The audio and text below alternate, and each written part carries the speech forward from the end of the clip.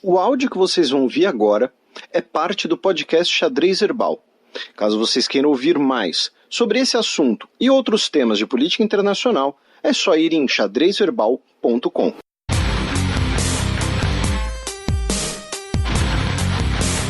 Giro de notícias.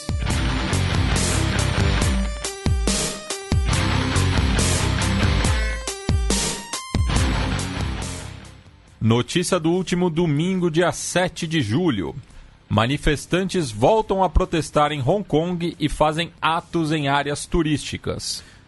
O que aconteceu? Essa semana, a chefe, do Poder Executivo de Hong Kong, a Carrie Lam, que é uma líder pró-Pequim, ela disse que o projeto de lei de extradição está morto e que a conduta do governo nesse tema foi um fracasso total. Ela também disse que está com o coração partido por tudo que aconteceu e tudo mais. A questão é o seguinte, ela disse que o projeto está morto, mas ela não retirou o projeto do legislativo de Hong Kong. Então, os manifestantes, as lideranças dos manifestantes, estão dizendo que ela está usando ali um jogo de palavras, está querendo amenizar os protestos para depois retomar o projeto. Porque ela disse, olha, ele está morto, foi um fracasso, tô triste, mas não retirou o projeto de pauta.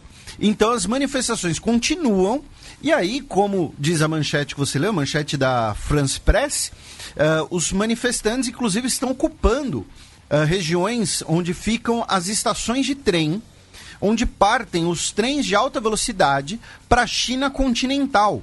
Ou seja, os turistas chineses que chegam a Hong Kong, às vezes alguns turistas que, por exemplo, uma pessoa, um brasileiro, ele pode ir direto para Hong Kong, mas às vezes ele vai para Pequim, e aí de Pequim ele vai indo para o sul, vai conhecer Xangai, e aí vai conhecer Hong Kong, vai fazer essa viagem de trem, às vezes, pensando aqui um brasileiro, mas pode ser qualquer nacionalidade. Então, eles bloquearem a estação de trem, fazerem uma manifestação perto da estação de trem que liga Hong Kong ao continente, lembrando que Hong Kong é uma ilha, é uma forma de manter essa pressão, de manter essa tensão em cima dos protestos, tá? Além disso, sobre esse tema, nós tivemos duas notícias interessantes essa semana. Uma delas é do Financial Times, tá? A autoria de Sui Lin Wong e de Demetri Sevastopoulou, que o Donald Trump teria dito ao Xi Jinping que ia ali amenizar um pouco as suas críticas, os comentários sobre Hong Kong para viabilizar o acordo comercial, uma relação comercial. Ou seja, que os Estados Unidos estariam, então, usando Hong Kong como uma ferramenta de barganha nesse acordo. E, principalmente, os Estados Unidos aprovou, o Departamento de Estado aprovou uma venda de 2,2 bilhões de dólares em armas para Taiwan, a República da China, a Taiwan independente, ou então a província rebelde de Taiwan. Depende da sua orientação. Depende da perspectiva. E, obviamente, Pequim protestou, disse que isso será inaceitável, disse que isso compromete as relações entre os países. Então, vai ser um assunto que mais para frente vai dar alguma polêmica. Só que, ao mesmo tempo, assim, vamos lembrar, Taiwan sempre comprou armamento dos Estados Unidos. Toda vez que comprou armamento dos Estados Unidos, a China protestou. Só que aí ficou por isso mesmo. O que normalmente os Estados Unidos faz é o seguinte: fala que vai vender 2 bilhões em armas, aí a China protesta, e aí vai lá e vende 1,5 bilhão. O que os Estados Unidos realmente faz é nunca vender armamento de ponta para Taiwan, por dois motivos. Primeiro, para não deixar a China muito pé da vida. Porque se você vender armamento de ponta, aí sim a China vai se sentir ameaçada. Então, normalmente, os Estados Unidos vendem para Taiwan algo que ele venderia para o Brasil, por exemplo. Tá? Aí vocês podem até olhar, pô, Felipe, então quer dizer que os Estados Unidos se curvam aos interesses chineses? Não, porque aí tem outra coisa. Vender armamento de ponta para Taiwan, assim, eu tenho certeza que dentre as... Não estou acusando aqui ninguém, tá?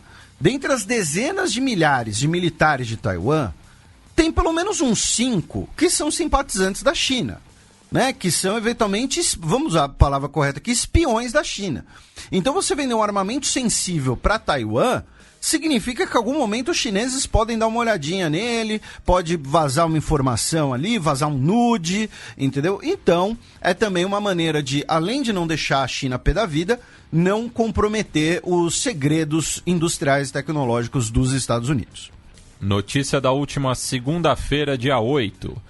Tribunal Internacional condena ex-líder rebelde congolês por crimes contra a humanidade. O TPI condenou na segunda-feira um ex-chefe rebelde, um ex-guerrilheiro, né? Infelizmente tem o termo em inglês que a gente não tem, né? Warlord. Warlord, que é um baita tema. Pois é, a melhor tradução seria caudilho, mas caudilho é uma coisa muito castelhana, né? Senhor da guerra, né? Mas senhor da guerra também perde um pouco a força. Né? Senhor da guerra parece tipo nome de expansão do Civilization, sabe? Assim, Civilization 6, Senhores da Guerra. Em breve no Steam. Então, o TPI condenou o ex-chefe congolês, o Bosco Ntaganda, por crimes de guerra, crimes contra a humanidade e abusos contra a população civil, realizados entre 2002 e 2003 em Ituri, na região nordeste da República Democrática do Congo, né, durante ali o período da Segunda Guerra Civil do Congo.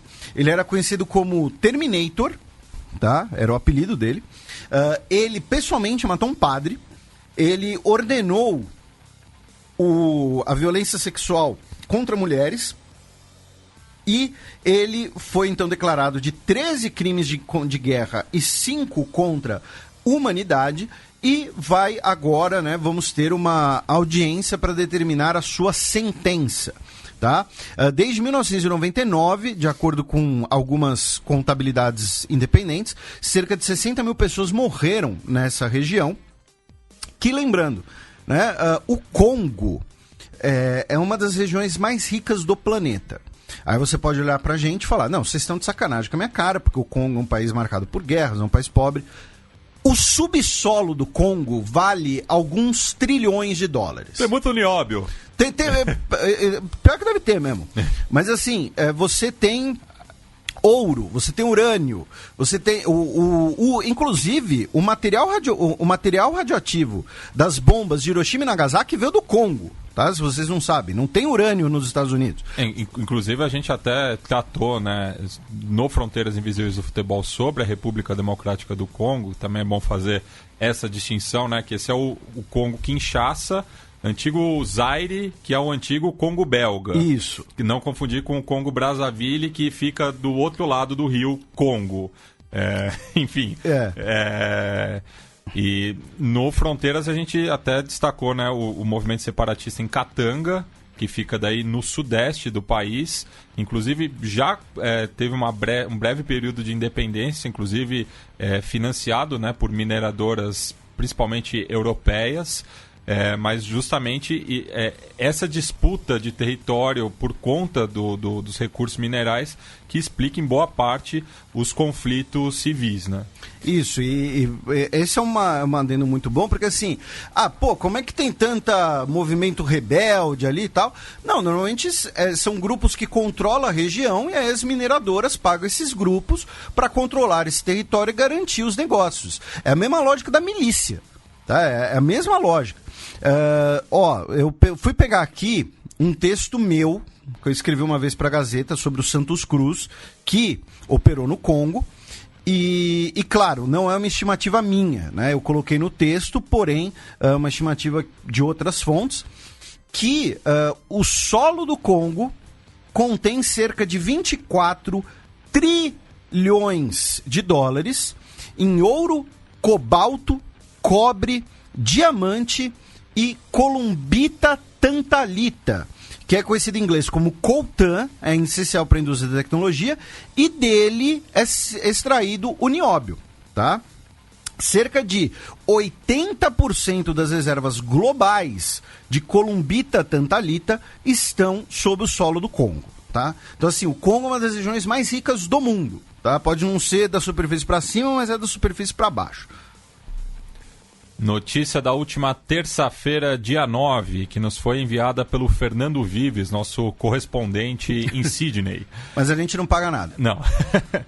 Aborígenes australianos recebem indenização de 190 milhões de dólares do governo de Queensland, que é o estado ali no nordeste da Austrália, cuja capital é Brisbane.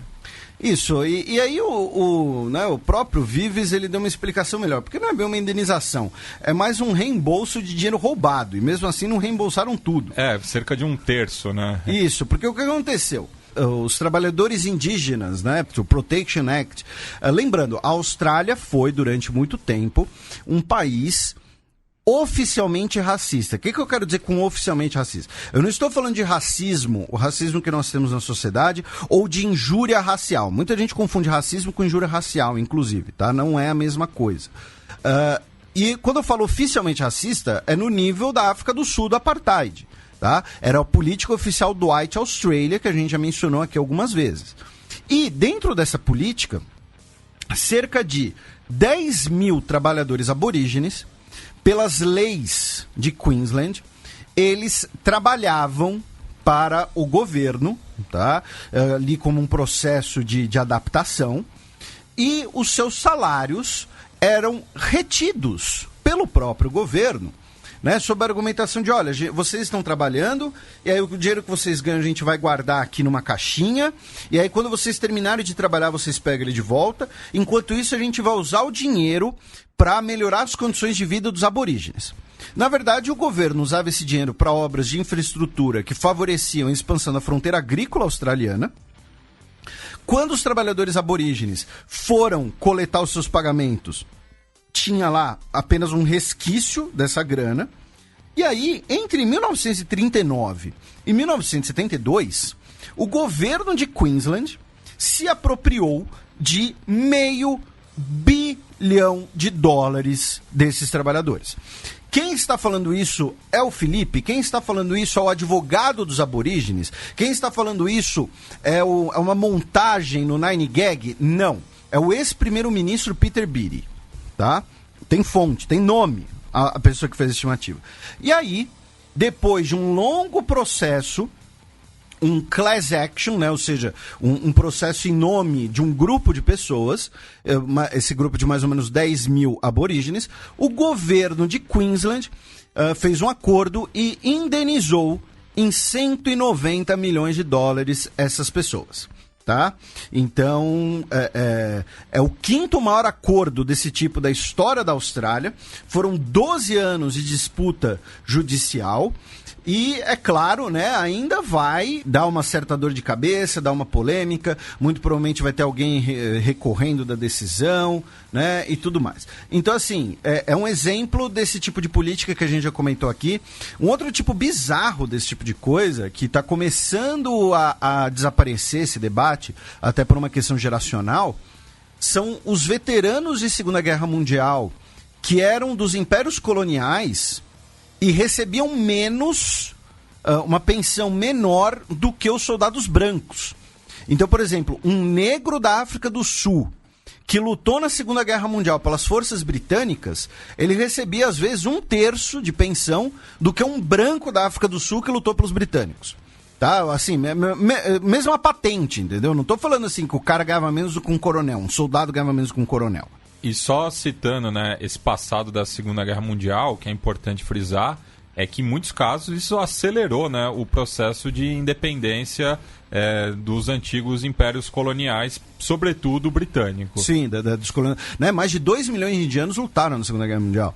Né? E aí, pra gente ficar na Oceania, ali, numa notícia incomum, digamos assim, mais de um ano atrás, tá, no início de 2018, o primeiro gato da Nova Zelândia, né, o gato da primeira-ministra Jacinda Ardern, ele morreu atropelado.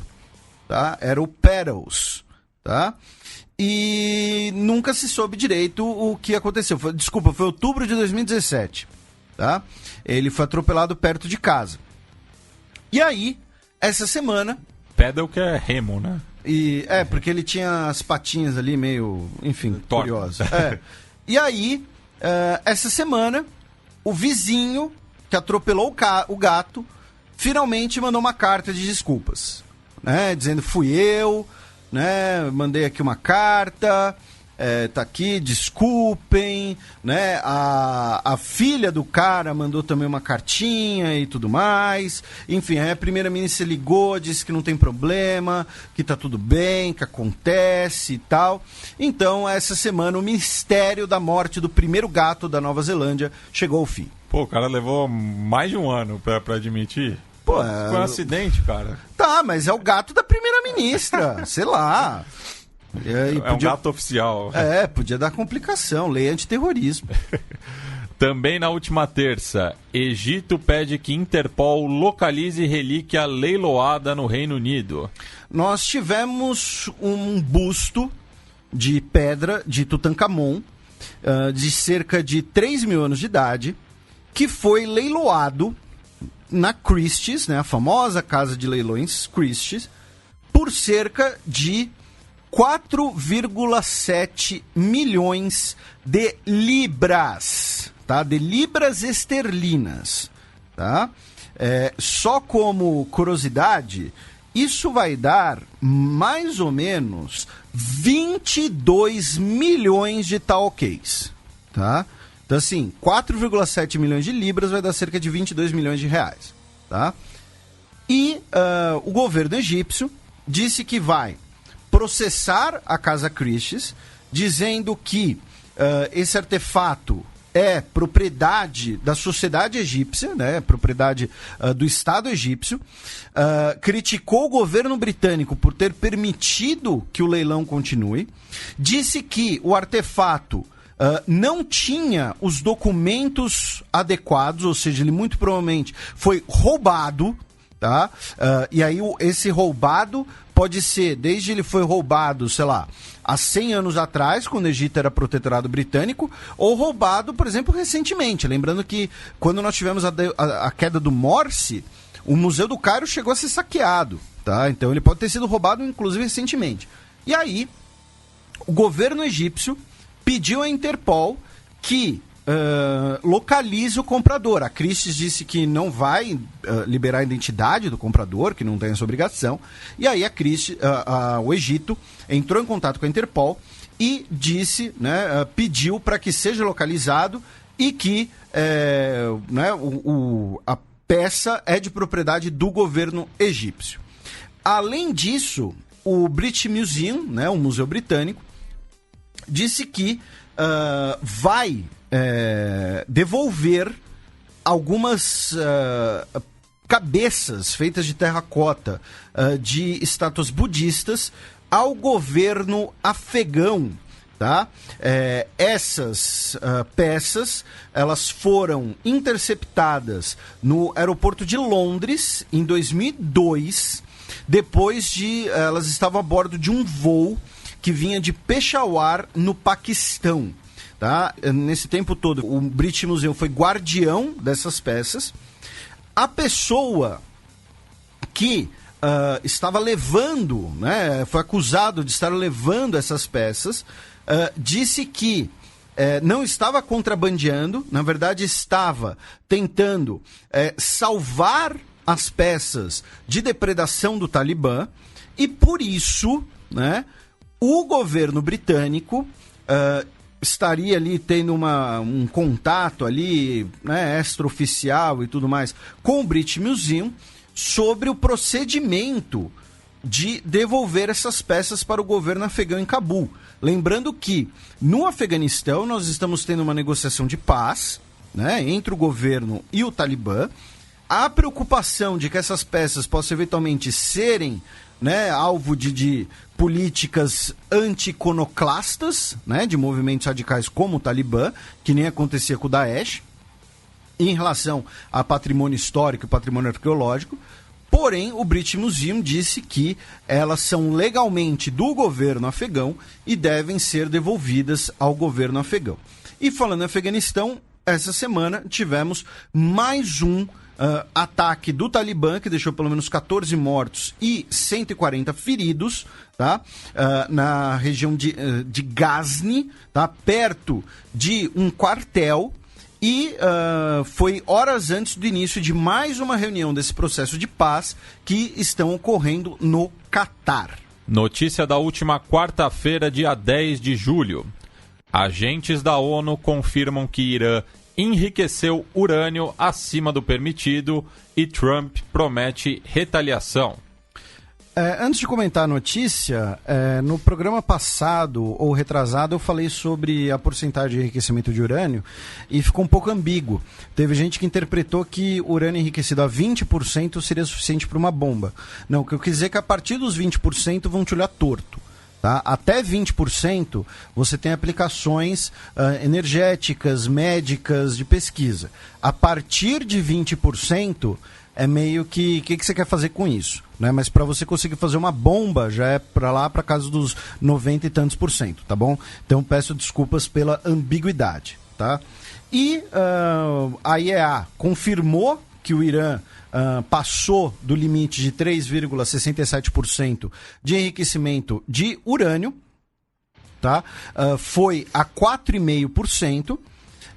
Ou seja, o Irã, mesmo subindo essa margem, né, aceitou o monitoramento da IEA para comprovar isso, e aí os Estados Unidos disse que vai manter sua estratégia de pressão máxima, que isso é inaceitável e tudo mais. Só que qual é a argumentação iraniana?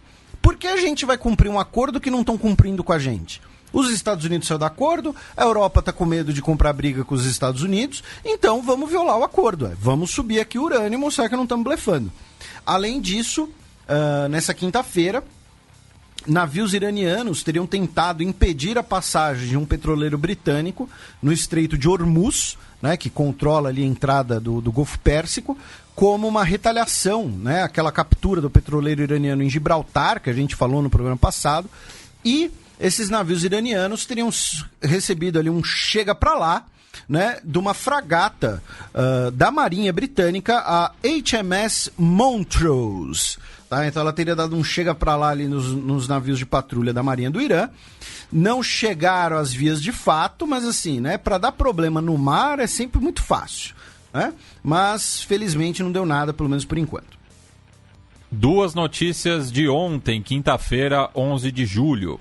ONU investigará abusos de direitos humanos na guerra contra as drogas nas Filipinas. Segundo algumas organizações, algumas estimativas, desde 2016, quando o Duterte assumiu o poder, mais de 27 mil pessoas foram mortas. Essa semana, inclusive, a gente teve um bebê que foi morto numa batida em uma casa, que seria a residência ali de um traficante. E o governo lavou as mãos? Não, mais que lavar as mãos. Teve um senador que disse que... Tipo, falou um negócio assim, bebê de drogado é drogado também. Falou alguma barbaridade dessa. Que é aquele braço direito do Duterte, justamente ligado às forças de segurança, né? E aí foi aprovado por 18 votos a 14, uma resolução que vai encarregar a Michelle Bachelet de produzir um relatório em relação ao governo das Filipinas, com 15 abstenções, incluindo a Brazuca. E a chilena também, o que repercutiu muito mal, justamente pela posição da Michelle Bachelet. Dentro do Chile. Né? Dentro e fora do Chile, né? Trump desiste de incluir questão sobre cidadania no censo vetada por Suprema Corte. E eu já tô de saco cheio, porque a gente falou dessa notícia, falou que voltou atrás, falou que ia manter a pergunta de novo, agora voltou atrás de novo. É a quarta vez que a gente fala dessa pergunta, a gente nem sabe se ela vai estar no censo ou não. Tá? Mas, né, teria desistido de bater de frente com a Suprema Corte por conta dessa pergunta. Né? Ele declarou, né, na Casa Branca, dizendo: como resultado da ordem executiva de hoje, vamos garantir que o censo de 2020 gere uma contagem precisa de quantos cidadãos, não cidadãos e ilegais, estão nos Estados Unidos. Né? Então, né, vamos aqui colocar que não vão desistir, mas não querem entrar num conflito ali com outro poder constituído e tudo mais. Né? Enfim, de qualquer jeito, a gente já explicou um pouco sobre essa pergunta, né? O porquê ela gera um debate político dentro dos Estados Unidos. O censo de 2020, né, o censo em geral, é formado, não é usado para formar os distritos eleitorais e a proporção da Câmara dos Deputados. Então é uma coisa que tem uma importância político-partidária grande. Também nesse assunto, A Michelle Bachelet declarou nessa semana que está chocada com as condições dos migrantes detidos na fronteira dos Estados Unidos. Como pediatra e também como mãe e ex-chefe de Estado, estou profundamente impactada com o fato de que algumas crianças sejam obrigadas a dormir no chão em instalações superlotadas, sem acesso a cuidados de saúde ou a alimentos adequados. Tá? Então, essa discussão sobre esses centros de imigrantes nas fronteiras vai continuar também nos Estados Unidos. E aí, outras duas notícias, né? A gente vai voltar para os Estados Unidos no Breaking News, mas outras duas notícias que o Havaí descriminalizou o porte de maconha, tá? Embora... Altas ondas. É assim, qualquer pessoa com até 3 gramas de maconha vai pagar $130 de multa, mas não vai mais pegar cana, tá? E a multa antes era até $1.000, tá? Isso, ou seja, vocês veem que isso não quer dizer que legalizaram a droga. Simplesmente não vai dar cadeia. Você vai ter que pagar ali $130 de multa. Ou seja, vou embutir esse custo no preço da maconha. Né? São as regras do mercado. Né? E o Donald Trump... Sendo que podia pegar esse dinheiro e revertir em benefícios para a população. E aí, assim, são duas notícias de muito interesse do Elon Musk, né? A gente falou de maconha, agora a gente vai falar de criptomoedas, porque o Donald Trump tweetou dizendo que Bitcoin, a Libra do Facebook e outras criptomoedas não são moedas. Elas são baseadas em thin air, ou seja, apenas em ar, tá? E eles precisam, né?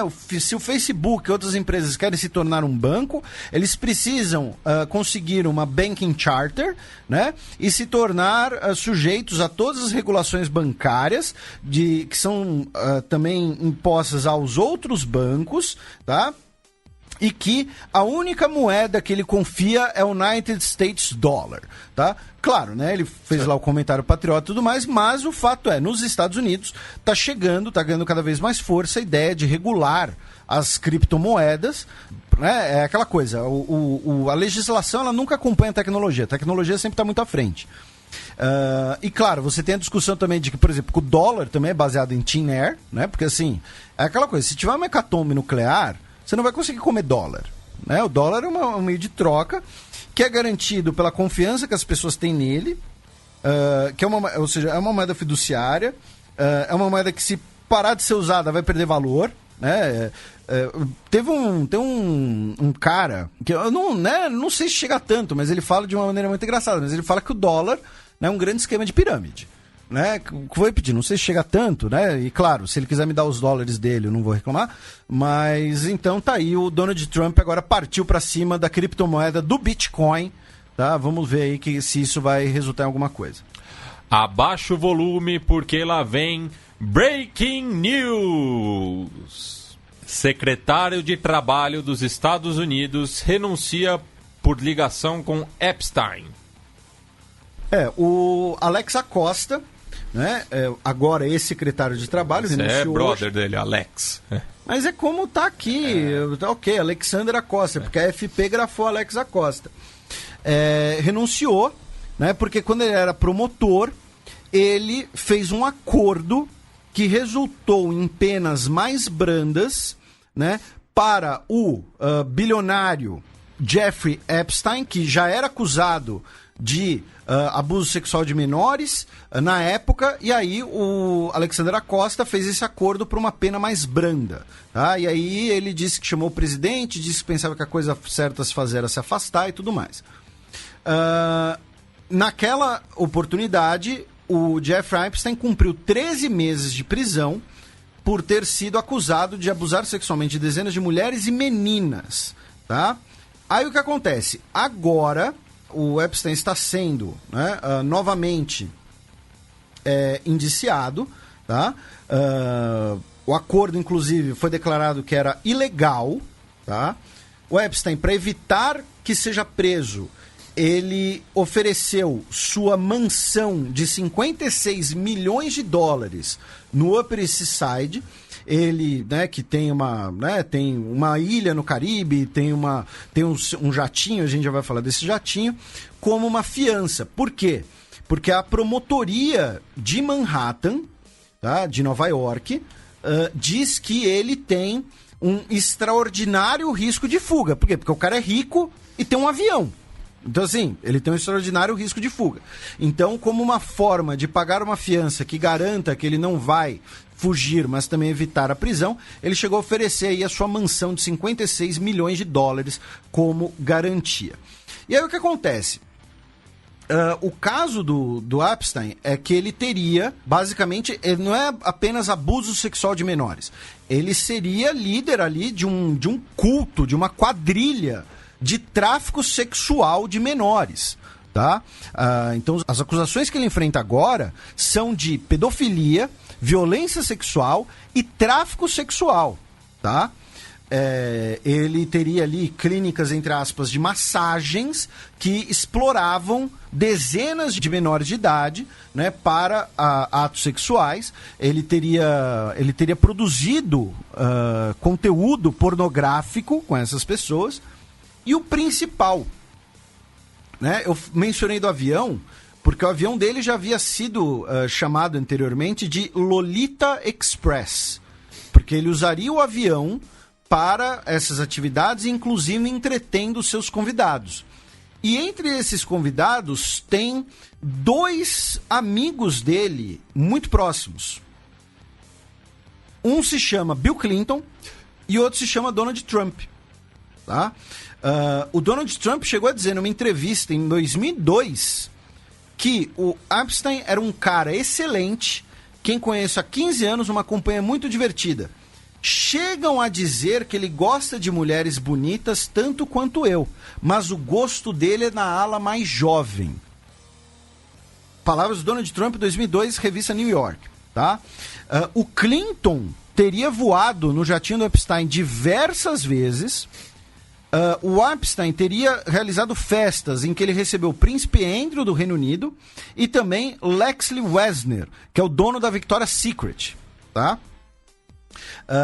Ele abriu, né, sua consultoria financeira ali em 1982, ficou, né, muito rico. E aí, as denúncias começaram em 2005, quando os pais de uma menina de 14 anos disseram que a menina havia sido abusada sexualmente na casa dele em Palm Beach, na Flórida. A maioria das vítimas tinha entre 13 e 16 anos de idade e ele remunerava cerca de 200 a 300 dólares, entre aspas, por massagem, tá? E aí, muita gente, no que aí já é um extrapolar, né? E normalmente quem faz isso são os birutas, ou então, né, enfim, ligam o caso do Epstein ao tal do Pizzagate, né, que seria antes, né, que foi antes das eleições, na qual Hillary Clinton saberia de uma quadrilha de tráfico de crianças para fins sexuais, que o Bill Clinton faria parte e que usava uma pizzaria como fachada. Inclusive um cara entrou armado na pizzaria e matou uma pessoa.